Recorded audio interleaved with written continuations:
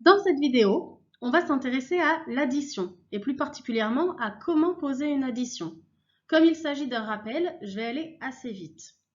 On a deux règles à suivre. La première, c'est aligner les chiffres valeur par valeur, c'est-à-dire les unités sur les unités, les dizaines sous les dizaines, etc., etc. Donnons un exemple. 58 327. Je pose donc mon premier nombre. Je mets le plus. Et pour le deuxième nombre, je vais commencer par les unités, puis les dizaines, puis les centaines, pour être sûr que c'est bien aligné. Ici, je m'arrête à 569, puisque c'est mon nombre. 58 327 plus 569. Ici, mon addition est bien posée. Je mets la barre du égal. Deuxième règle.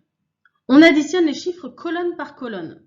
Et quand la somme dépasse 9, on met le chiffre des dizaines en retenue. Exemple. 7 plus 9, 16. Tout le monde doit savoir ça, hein? Pour le 16, je pose le 6 dans la bonne colonne, au résultat, et le 1, je le mets en retenue, juste à côté.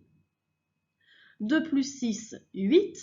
Je n'oublie pas ma retenue, plus 1, 9. Je passe à côté. 3 plus 8, 11. Le 1 des unités, je le mets dans la colonne, et le 1 des dizaines en retenue à côté.